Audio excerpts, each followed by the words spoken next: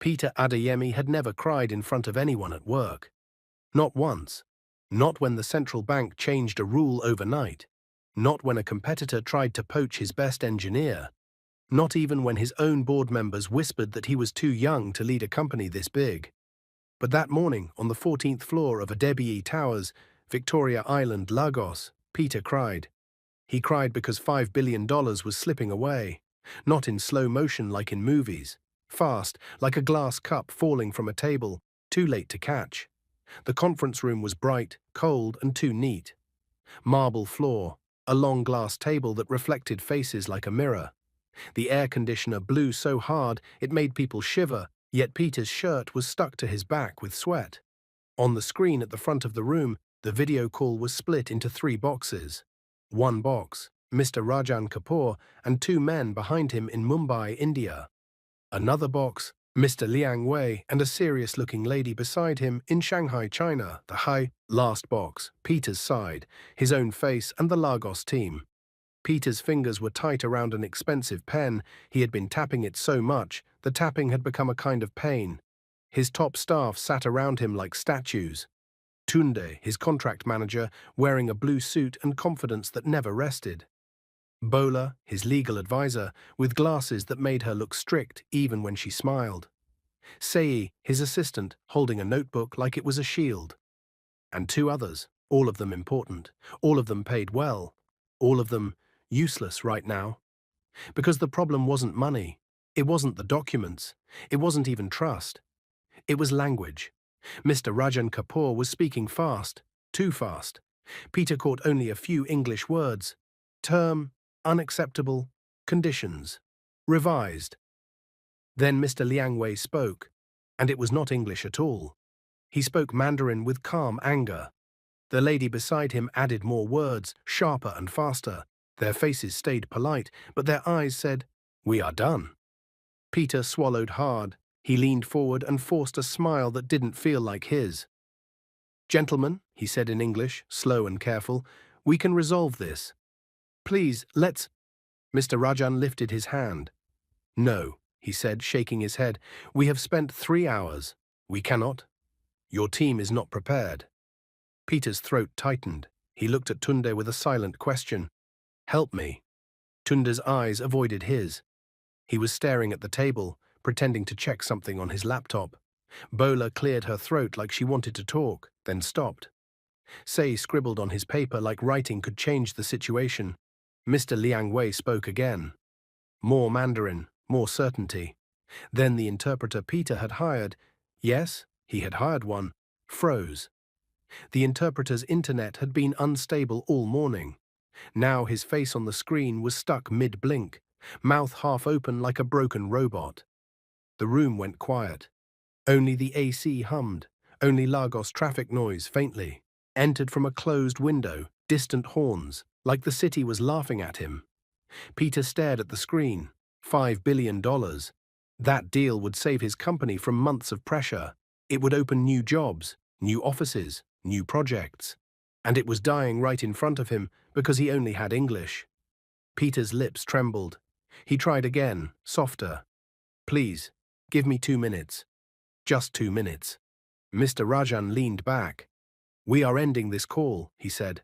Mr. Liang Wei's hand moved toward his keyboard. That was it. That was the moment Peter's control broke like a dry stick. His eyes filled. He blinked hard, trying to push the tears back, but one tear still fell. Then another. The whole room saw it. A billionaire boss. Crying. Peter Adeyemi, the man who owned Adewale Tech and Logistics. The man who drove a black Range Rover with 2 escorts. The man who had been on the cover of a business magazine last year. Was crying in his own office, and none of his staff moved. Some people looked shocked. Some looked embarrassed. One person, Tunde, looked annoyed, like Peter's tears were somehow bad for branding. Peter wiped his face fast, angry at himself. "Don't end it," he begged, his voice cracking. "Please." Mr. Rajan's face softened for half a second, then hardened again. "I'm sorry," he said. "We cannot continue." Mr. Liang Wei pressed something. The call began to flicker, like a door about to close. And then, the conference room door opened. Softly, everyone turned. A young woman stepped in. She wore a blue and white cleaner's uniform, faded from too many washes. Her gloves were red rubber gloves, the kind that smell like detergent. Her hair was tied in a rough bun, but loose strands fell around her face like she had rushed. Her name was Jennifer Okonkwo. Most people did not even know her name properly. They just called her Cleaner, or that new girl. She stood at the doorway, frozen for 1 second. Her eyes landed on Peter, not the billionaire Peter, the human Peter, a man fighting tears, a man about to lose something huge. Jennifer looked at the screen and saw the foreign faces. She heard the language in the room, English, broken English, heavy accents. Then she heard the Mandarin again. Her fingers tightened around the mop handle she had carried in out of habit. "Sorry," she said quickly, almost whispering. I didn't know there was a meeting. I was told to clean before." "Get out," Tunde snapped without even looking at her. "Can't you see?" But Jennifer didn't move, because she noticed something nobody else seemed to notice. On the screen, Mr. Rajan Kapoor was about to end the call, but he paused. He paused because the cleaner had walked in. Not because she was important, because her face looked calm, like she knew something. Jennifer's heart was beating so fast it made her chest hurt. She could feel the fear in her legs, like they might fail her, but she still spoke. Her voice was not loud, it was not proud. It was just honest. "Sir," she said, looking at Peter, I can speak their languages." For 1 second, nobody breathed. The room did not react the way it should have. No one laughed. No one asked, "What did you say?" It was too shocking, the kind of shocking that makes your brain go blank. Peter slowly turned his head to look at her. His eyes were red, his mouth slightly open. "What?" he whispered. Jennifer swallowed. Her hands shook. She tried to hide it by holding her gloves tighter. "I can speak Hindi," she said, pointing lightly to the screen, "and Mandarin too." Tunde burst out, the sound sharp like a slap. "Rubbish," he said. "This is not a place for jokes." Bola's eyebrows lifted. Say looked up, confused, then hopeful, then scared. Like hope was dangerous. Peter stared at Jennifer like she had turned into a miracle right in front of him. Outside, the video call clock kept ticking. Mr. Liang Wei was still there, watching. Mr. Rajan Kapoor raised an eyebrow and spoke in Hindi, quick and testing, like he was throwing a stone to see if it would bounce. Jennifer's eyes widened, not in fear, more like recognition. Then she answered, in Hindi, clear, natural, not perfect like a movie, but real. Like someone who had lived with the language. Like someone who had eaten in it, argued in it, prayed in it. Mr. Rajan's face changed. The two men behind him leaned forward. Jennifer didn't stop. She switched to Mandarin when Mr. Liang Wei spoke again, his voice still sharp. Jennifer replied in Mandarin too. The room made small sounds. A gasp, a chair shifting, a pen dropping. Peter's staff looked like people watching a ghost walk. Tunde stood up halfway. "Sir, don't allow this," he said fast. "This is sensitive. This is..." Peter raised his hand without even looking at him. "Give her the phone," Peter said. His voice was quiet, but it had steel in it. Tunde froze. Bola whispered, "Peter." Peter's eyes stayed on Jennifer. "Now," he said. Say rushed to hand over the company phone that was connected to the call audio system.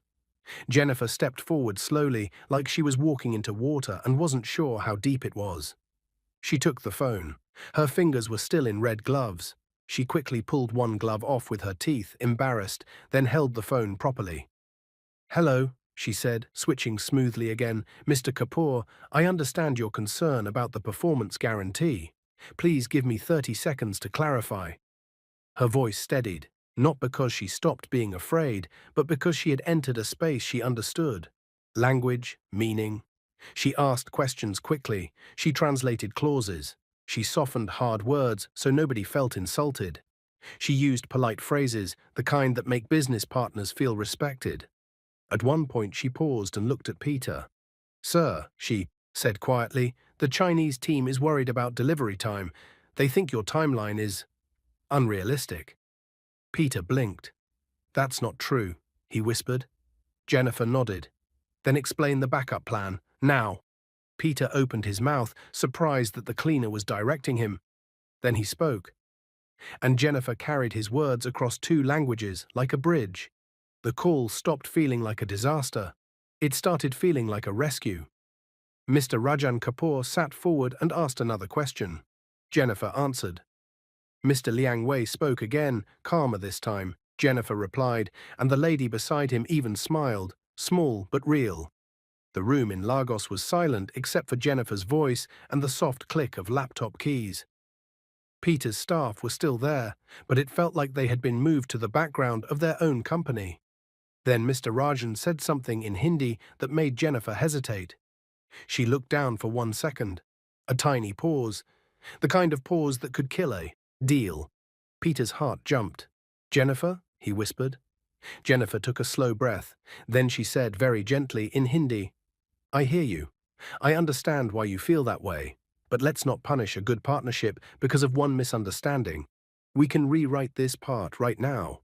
Mr. Rajan stared. Then he nodded once. Mr. Liang Wei added something in Mandarin. Jennifer replied again. And then something happened. The kind of thing that makes grown people remember a moment forever. Mr. Liang Wei smiled and said in broken English, "Okay, we proceed." Mr. Rajan nodded too. "We proceed," he repeated. Peter's eyes widened. His mouth opened like he wanted to shout, but didn't trust his voice. Bola covered her mouth. Sei's eyes filled with tears. Tunde sat down slowly, like someone had removed the ground under him. On the screen, the digital contract appeared again. The final version. Peter signed with an e-signature. Mr. Rajan signed. Mr. Liang Wei signed. And just like that, the $5 billion deal was secured. For a moment, nobody moved. Then the room exploded, not with noise like a party, with disbelief. People stood up, chairs scraped, hands flew to mouths. Someone whispered, "Jesus." Peter stood too. He looked at Jennifer like he was seeing her for the first time in his life. Not as a cleaner, as a person with a story, a past, a hidden power. Jennifer held the phone gently and stepped back, suddenly shy again now that the danger was over. Her shoulders sank, like the bravery had drained out of her. She stared at the floor. I'm sorry if I did wrong," she said. I heard you crying." Peter's throat tightened again, but this time it wasn't from fear. It was from shock, from relief, from the strange feeling of being saved by someone you never noticed. He walked around the table slowly and stopped in front of her. "What is your full name?" he asked. Jennifer Okonkwo, sir." Peter nodded like he was storing it carefully. "How many languages do you speak?" Jennifer hesitated. "English, Yoruba, Igbo," she said softly, "and Hindi, Mandarin, small French too, and a little Hausa." Sei gasped. "Ha," Bola whispered, "this is unbelievable." Tunda forced a laugh, a dry one. "Sir, people can lie," he said. "We should verify." Peter turned his head, eyes cold now. "Tunda," he said quietly, "not today." The room went quiet again. Jennifer's eyes flicked up. She looked scared, like she had entered trouble by helping. Peter softened his voice. "Jennifer," he said, "who taught you all these languages?" Jennifer's lips parted, like the answer lived somewhere painful. But before she could speak, a notification popped on Peter's laptop, an internal company alert. "Unauthorized access attempt detected. Contracts drive." Bola's face changed immediately. "Peter!" Sei leaned forward, reading fast. Tunde's eyes moved too, quickly, like he was trying to understand what it meant before anyone else did. Peter's relief vanished. His body went tense again. Because the deal was signed, yes. But now someone was trying to break into the contract files, right after the cleaner saved the company, right after the room watched her rise. Peter slowly looked around the table, at his staff, at their faces, at their eyes, and then he looked at Jennifer again. Jennifer was staring at the alert too, confused and worried. Peter's voice dropped into a whisper. "Who is trying to steal my documents? Right now?" And just as he asked that question, the office lights flickered once. Then the screen on the wall went black, and the conference room door locked with a sharp click. Everyone froze because someone, somewhere, had just trapped them inside. And Peter knew this was no longer only about a deal. It was about a war inside his own company. The door was still locked, not jammed, not broken. Locked. The red light on the electronic handle blinked twice, then stayed solid. Peter Adeyemi stood in the middle of the conference room, breathing slowly, forcing his heart to calm down. The room that had felt like a place of victory just minutes ago now felt tight, suspicious, dangerous. Nobody spoke. The air conditioner was still blowing, but the room felt warm again. Bola was the first to move. She walked quietly to the door and tested it herself. She pressed the handle. Nothing. "It's locked from the outside," she said, her voice low and careful. "This is not a power issue." Sei swallowed hard. "Sir, should I call security?"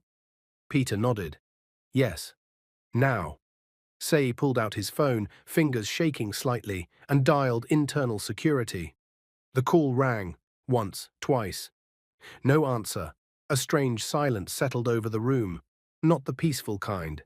The kind that makes your shoulders rise without permission. Peter turned slowly, his eyes scanning the faces around the table.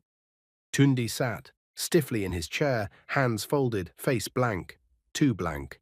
Bola was alert, already thinking like a lawyer, like someone who knew that something was very wrong.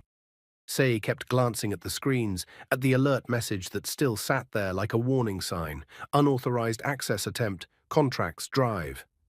And then there was Jennifer. She stood close to the wall, her mop now leaning uselessly beside her. Her red gloves were gone. Her hands were bare. One hand held the phone loosely, like she wasn't sure what to do with it anymore. Her eyes were wide, not excited, not proud, worried. She had just helped save a $5 billion deal, yet she looked like someone who had stepped into danger without meaning to. Peter noticed that. He walked closer to her, lowering his voice. "Jennifer," he said, "have you been in this room before today?" She shook her head quickly. "No, sir, never. I clean early mornings or evenings. They don't allow us near meetings." Her honesty was simple, clear. Peter nodded slowly. "Have you ever used a company computer?" "No, sir." "Have you shared your login details with anyone?" She looked confused. "I don't have login details." That settled one thing. Whoever was trying to access those documents was not her. Peter straightened. He raised his voice, not angry but firm. "Whoever locked this door," he said, looking around the room, "unlock it. Now." Nobody moved. Tunde let out a small laugh. Too small, too quick. "Sir," he said, "with all due respect, you're being dramatic. Maybe security is running checks. These things happen." Peter's eyes slid to him. "Tunde," he said quietly, "my security team answers on the first ring. Always." Tunde shrugged. "Networks fail."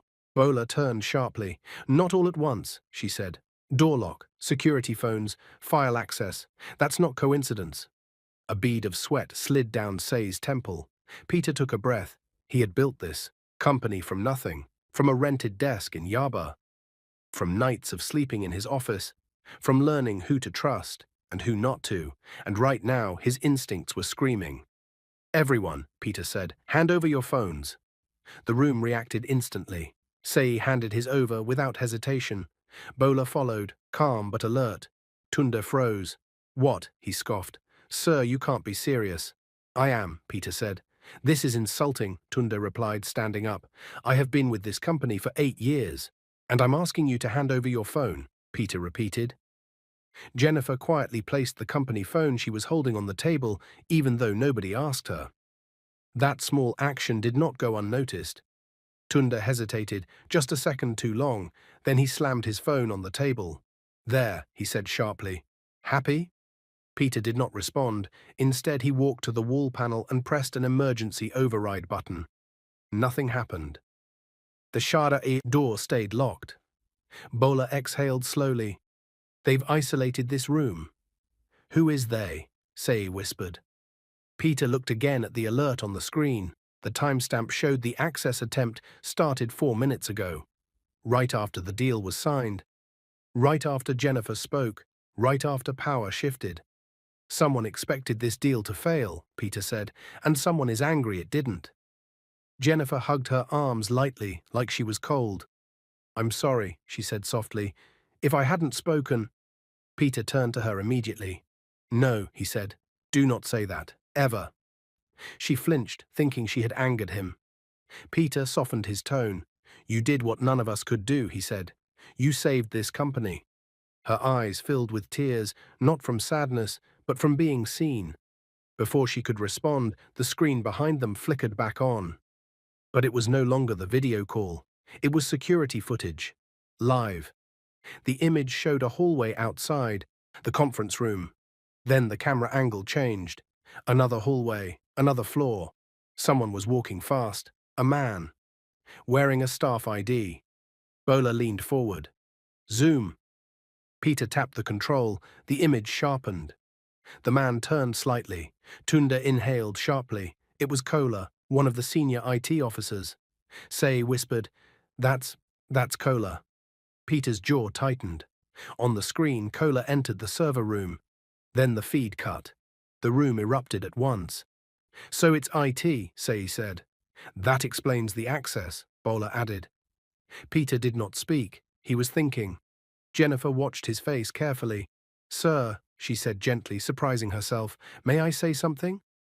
Everyone turned to her again. Tunde rolled his eyes. Peter nodded. Go ahead. She chose her words slowly. When I worked in my last job, she said, people tried to blame the loudest person first. But the real one was always quiet, always close to power. Tunde stiffened. Peter's eyes narrowed slightly. Before he could respond, the door suddenly unlocked with a loud click. Everyone jumped. The handle turned. The door swung open. 2 armed security officers rushed in, breathing hard. Sir, one of them said, we lost control of the system for a few minutes. We… Secure the building, Peter cut in. Now, lock down IT. The officers nodded and rushed out again. Peter turned back to the room. Everyone except Jennifer, he said. You may leave. Tunda blinked. Sir? Leave, Peter repeated. Slowly the staff filed out. Bola gave Peter a knowing look before leaving. Say glanced back at Jennifer, half in awe. Tunda was last. As he reached the door, he stopped. This is a mistake, he said quietly. You're letting sentiment cloud judgment. Peter looked at him coldly. No, he said, I'm letting results speak. Tunda left. The door closed again. Now it was just Peter and Jennifer. The conference room felt huge. 2. Quiet. Jennifer shifted her weight, suddenly very aware of her uniform, her worn shoes, the fact that she did not belong in rooms like this. Peter broke the silence. Sit, he said, pulling out a chair. She hesitated. Sir, I'm not allowed. Sit. She sat. Peter did not sit across from her, like a boss interviewing staff. He sat beside her. That alone shocked her. Jennifer Okonkwo, he said slowly, you didn't learn 5 languages by accident. Her lips pressed together. Tell me your story. She stared at the table for a long time, then she spoke. I grew up in Aba, she said. My father traded fabrics. Indians used to come, Chinese too. I listened, I learned. I liked how words worked. She paused. When my parents died, I moved around, worked in hotels, ports, cleaning offices. Everywhere I went, I listened. Her voice shook slightly. People think cleaners are deaf or stupid. They talk freely around us. Peter felt something twist inside his chest. And today, he asked. She looked up at him, eyes shining. Today, she said, I heard you cry. Peter looked away. That honesty hit him harder than any compliment. Jennifer, he said after a moment, from today, you are no longer a cleaner. Her eyes widened. What? You are joining the company as head of contract mediation, he said calmly. She stood up so fast her chair scraped loudly. Sir, no, that's impossible. It's done, he said. Paperwork will follow. Tears spilled freely now. But your staff, they will adjust. She shook her head. They will hate me.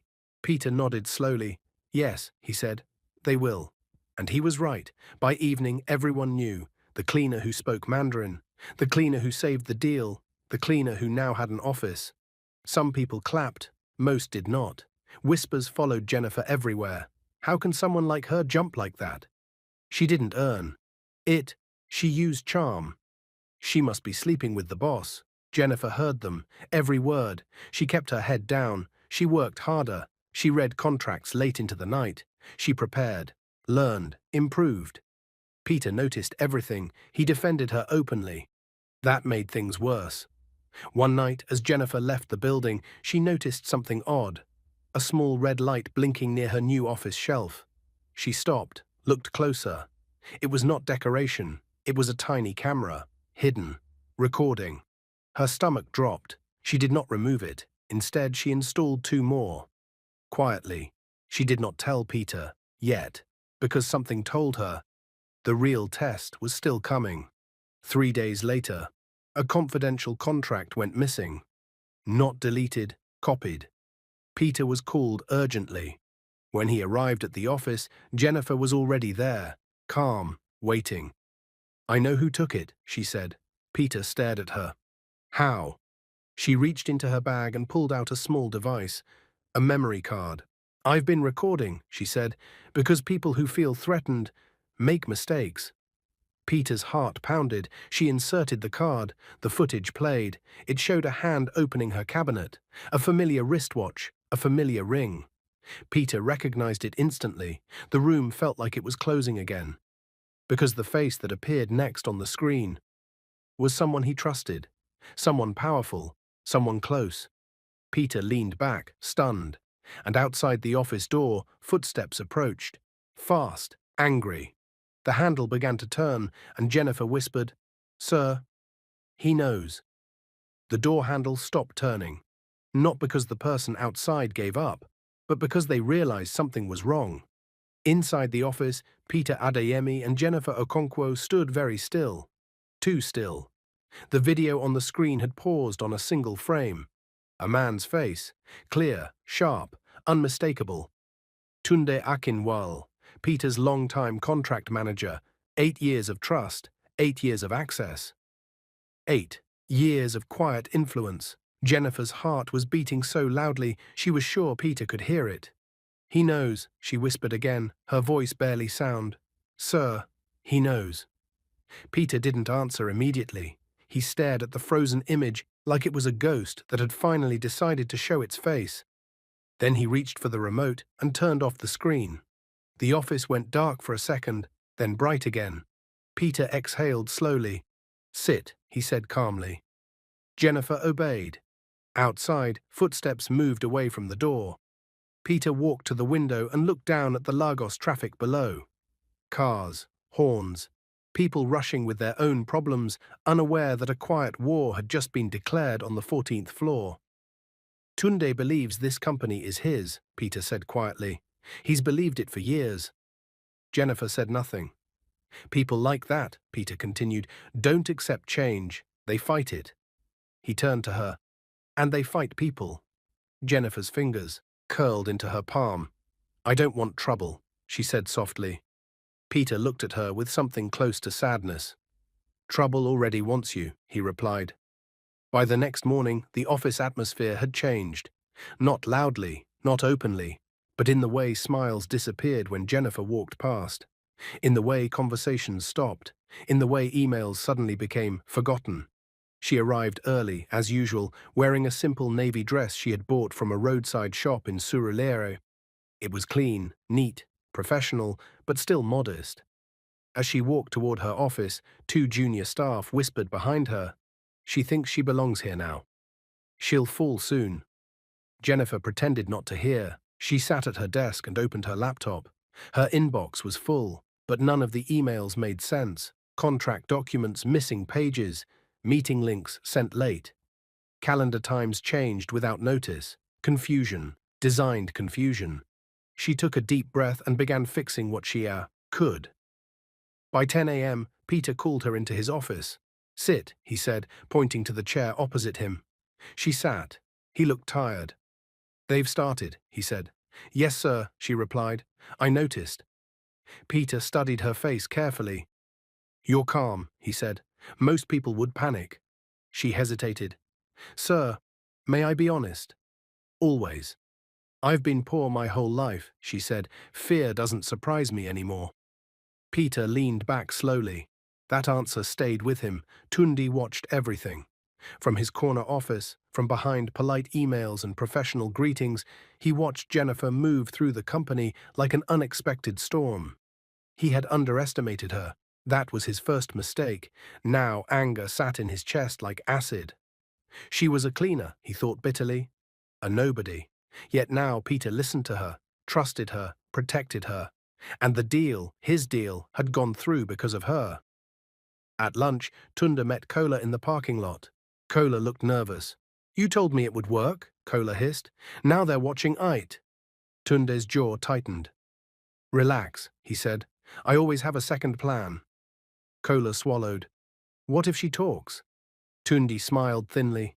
She won't, he said. People like her don't survive pressure. The pressure came fast. That evening, Jennifer returned to her office to find her cabinet open again. But this time, nothing was missing. Instead, a single envelope lay on her desk. No name, no stamp. Just paper. Her hands shook slightly as she opened it. Inside was a printed photo. Her childhood home in Arbor, burnt. Another photo slipped out. Her mother's grave. Then a short note. Know your place, or lose everything again. Jennifer sat down slowly. The room felt smaller. Her past had found her. She did not cry. She closed the envelope carefully, placed it in her bag, and walked straight to Peter's office. When Peter saw the photos, his face darkened. This has gone too far, he said. Jennifer shook her head gently. No, sir, she said. This is exactly where it was always going. Peter looked at her sharply. What do you mean? They don't want my job, she said.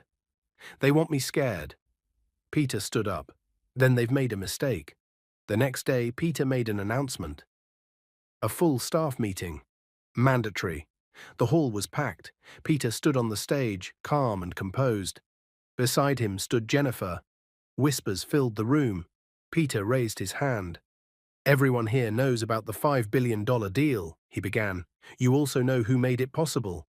Some people clapped politely, others did not. Peter continued, From today, all contract negotiations involving foreign partners will go through one office only. He paused. Jennifer Okonkwo's office. The room reacted like it had been slapped. Tunde's face stiffened. Peter was not done. I also want to make something clear, he said.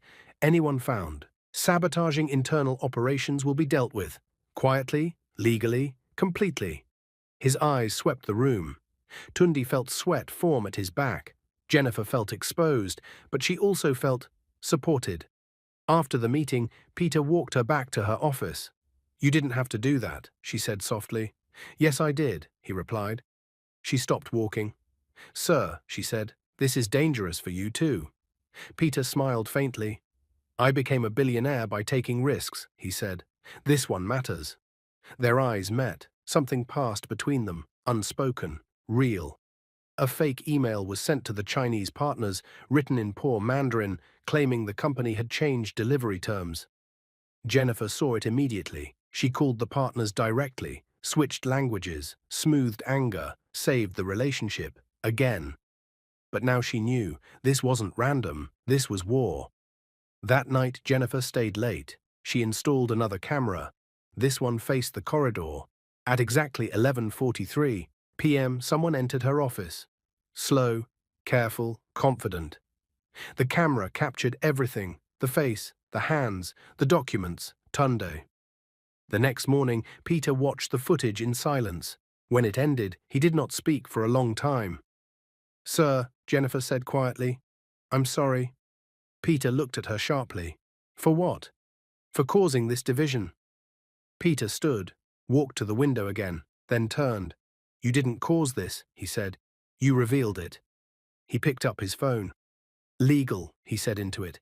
Prepare everything. Jennifer felt a strange mix of relief and fear, because she knew what came next. Exposure. But Tunde was faster. Before any action could be taken, the company received a lawsuit notice. Allegations, false allegations, against Jennifer, claiming fraud, claiming manipulation, claiming unauthorized negotiations. The media got wind of it. Headlines appeared online. Cleaner turned executive under investigation. Jennifer stared at her, phone, hands trembling. Her past poverty was being dragged into the light like a crime. Peter stormed into the office. "This ends now," he said. But Jennifer shook her head. "No, sir," she said softly. "This must end the right way." Peter paused. "What do you mean?"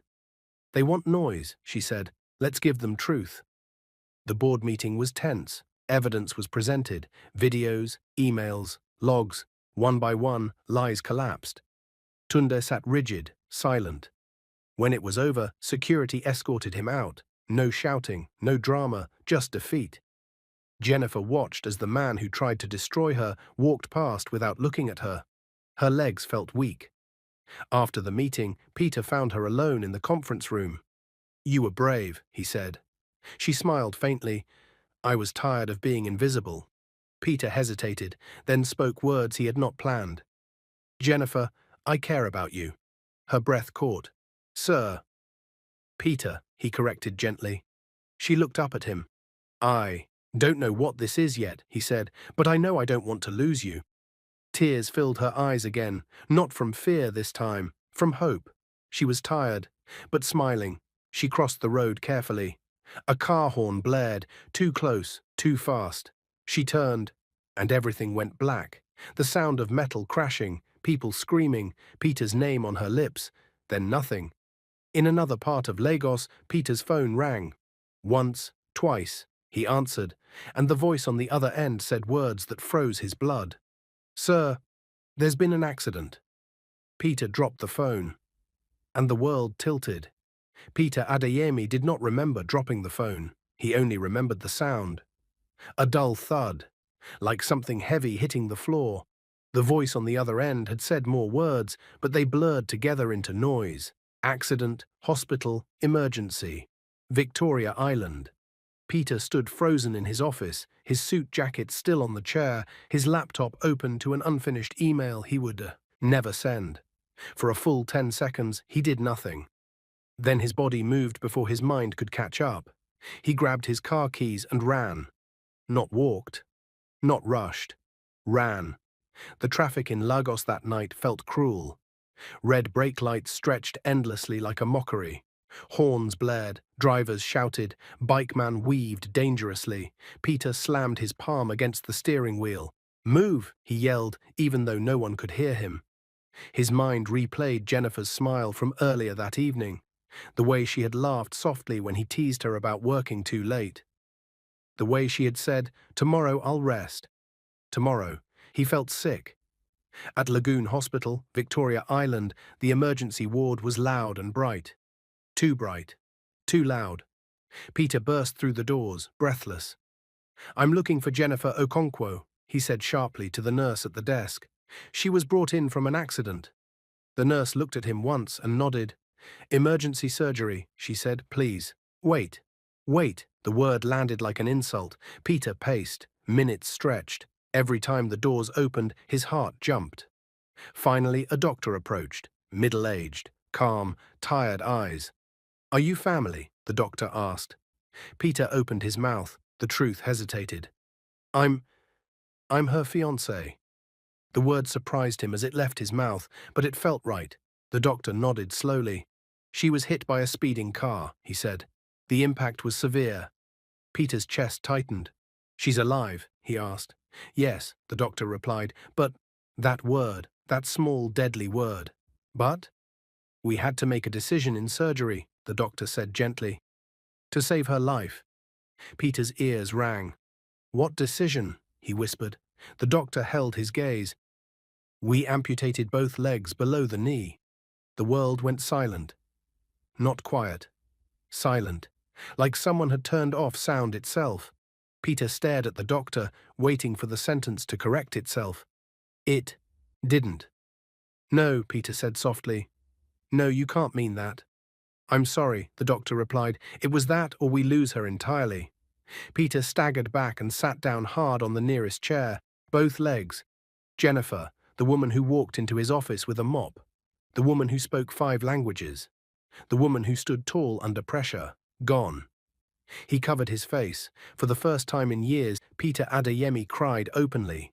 Not billionaire tears, human ones. Jennifer woke up slowly. The first thing she noticed was the smell, medicine, clean sheets, something sharp. The second thing was the pain. Then confusion. She tried to move, her body refused. She opened her eyes, white ceiling, beeping machines. A nurse noticed immediately and rushed over. Easy, the nurse said gently, you're safe.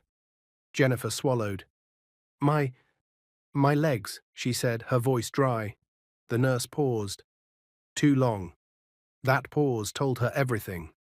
Jennifer screamed, not loud, not dramatic. Broken sound that came from somewhere deep inside her chest. No, she whispered, no, no, no. Tears streamed down her face. She reached down with shaking hands and found nothing. Her world collapsed inward. Peter stood outside the ICU room, unable to move. He had been told she was awake. He had also been warned. She may not take it well. As if anyone would. Peter pressed his forehead against the glass wall. Inside, Jennifer lay still now. Her crying had stopped. That scared him more. He opened the door and walked in slowly. Jennifer, he said softly. She turned her head. Her eyes found him. And broke. Peter, she whispered, please tell me I'm dreaming. He walked to her bedside and took her hand carefully. I wish I could, he said, his voice shaking. Her grip tightened painfully. Look at me, she begged. Tell me you'll wake me up. Peter swallowed hard. I can't, he said, but I can stay. She shook her head weakly. I'm ruined, she whispered. I'm finished. No, Peter said immediately. Don't say that. She laughed bitterly. You don't understand, she said. I was already nothing. This makes me less. Peter leaned closer. Jennifer, he said firmly, you saved my company. You saved $5 billion. You saved my life. She turned her face away. But I can't walk, she said. People will stare. They'll pity me. They'll whisper. Peter's eyes burned. Then let them, he said. I'll stare back. She didn't respond. Her silence was heavy. The news broke within hours. Tech billionaire's fiancé involved in horrific accident. Photos of Peter outside the hospital flooded social media. Speculation followed. Some cruel, some curious, some pretending to care. The wedding that had been whispered about now became public discussion. Will he still marry her? She's disabled now. He'll move on. Peter didn't read the comments. He didn't need to. Jennifer did. A nurse left her phone within reach. She scrolled. Each headline felt like another loss.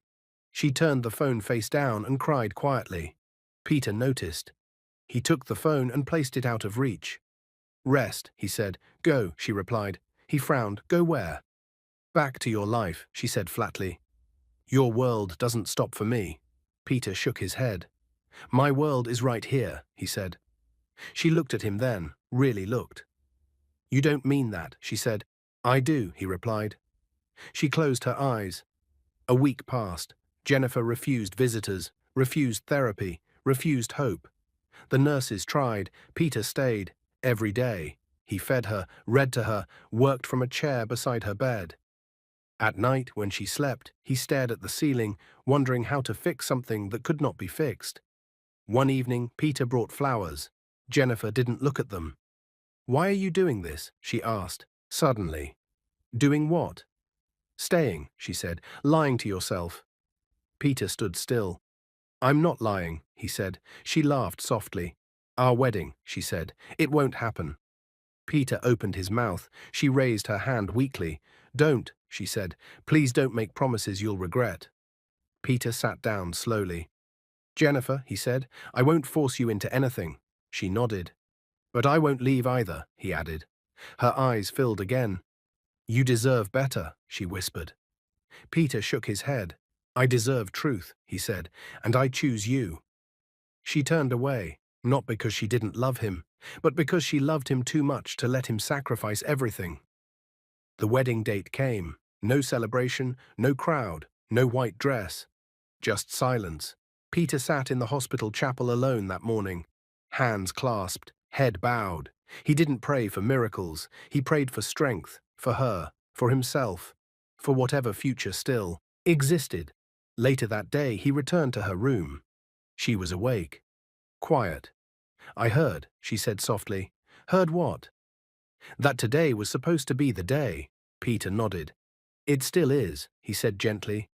She looked confused. "Our day of choosing," he continued. "Not the ceremony. The choice." She stared at him. "I'm not ready," she said. "I know," he replied. "But someday," he added, "when you are, I'll be here." She studied his face, searching for doubt. She found none. Tears slid silently down her cheeks. That night, when the hospital lights dimmed, Jennifer lay awake. For the first time since the accident, she allowed herself to think beyond the pain, beyond the loss. She thought of the girl who learned languages by listening, the cleaner who walked into a room she didn't belong in, the woman who saved a deal. She still existed, even now. She turned her head and saw Peter asleep in the chair beside her bed. Suit jacket folded neatly. Tie loosened, hand still holding hers. Her heart twisted, and for the first time since the accident, a fragile thought entered her mind. Maybe my life is not over, just different. But outside the hospital room, unseen, a shadow paused. A figure stood still, watching through the glass, listening. And whatever they planned next was not finished. The shadow outside the hospital room did not enter. It stayed there for a long time, watching, listening. Then it walked away. Because some battles are lost, not by strength, but by endurance. Jennifer did not notice the shadow. She was too busy fighting a quieter war inside her own mind. Every morning, the same routine repeated itself. The nurse would come in with a gentle smile. The physiotherapist would encourage her to sit up. Peter would already be awake, pretending he hadn't slept badly on the hospital chair again. And every morning, Jennifer would smile back. But inside, she felt hollow. She had lost her legs, and with them she believed she had lost her future. 2 weeks after the accident, the doctor spoke clearly.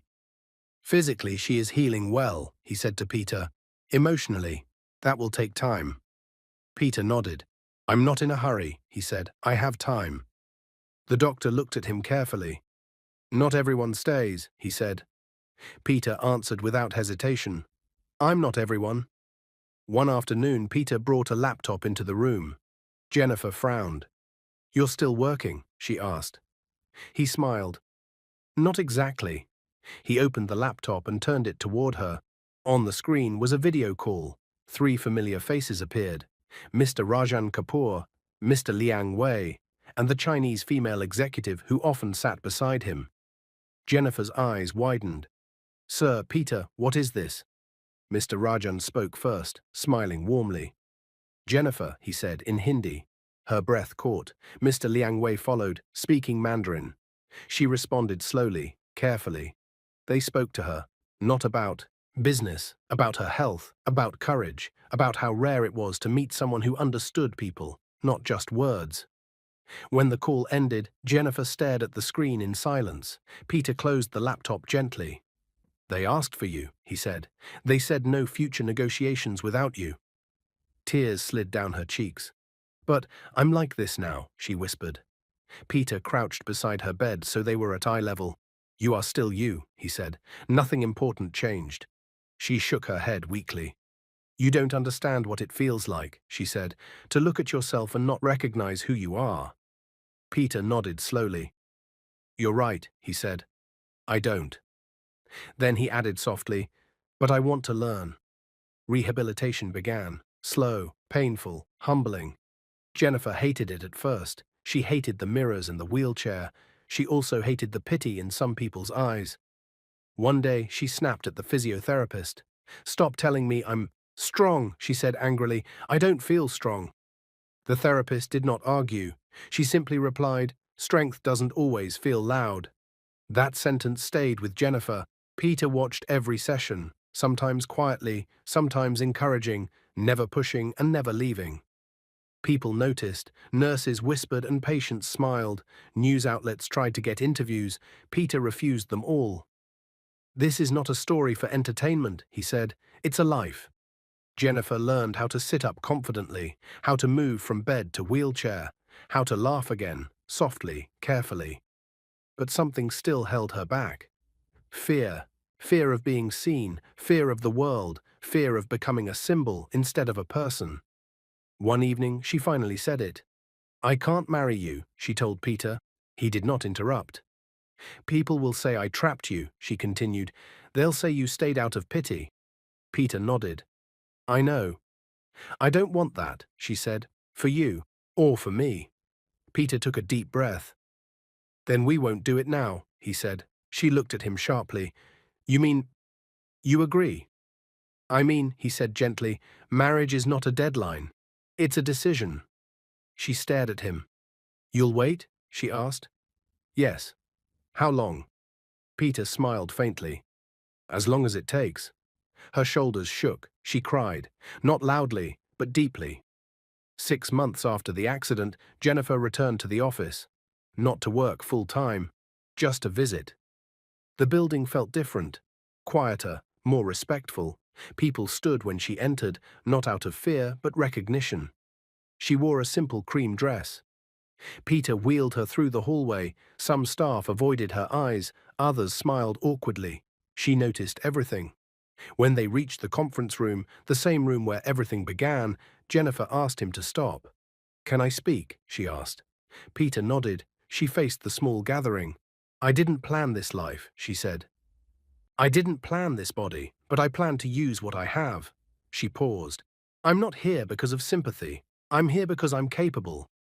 Silence. Then applause. Real applause. Not forced, not polite.